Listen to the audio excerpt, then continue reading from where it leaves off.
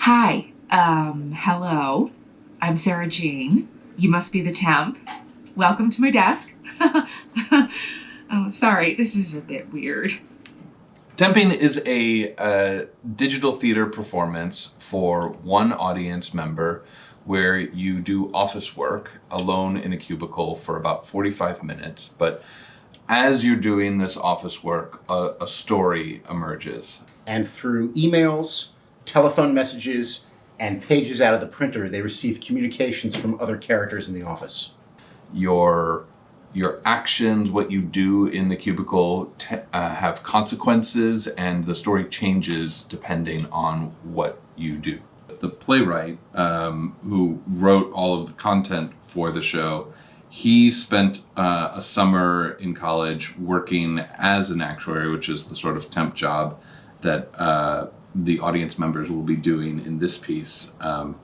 And with that experience, he was able to make this show as realistic as possible. We've pulled actual real data, real actuarial tables, articles, all this kind of stuff. So it's a very, we've had real actuaries come in and do the show. And afterwards they said, like, wow, this is pretty much exactly like what I do every single day.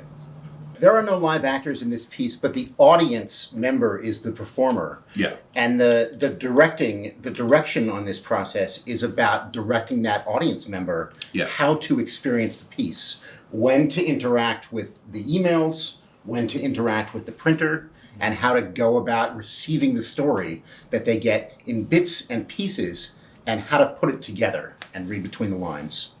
Unlike other technically driven theater performances where it's about like augmented reality or volumetric video capture, we're actually trying to use technology that everyone uses. This piece sort of performs that technology back at an audience, and allows them to kind of be like, oh, to see themselves within a theater performance. Doing the things that we all do. Answering emails, replying, doing tasks, finding files and moving them from one folder to another.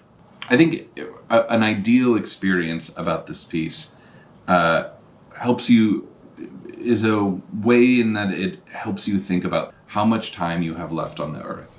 Like, part of this show asks you to perform these calculations that are real calculations that help people figure out how many years they have left to live.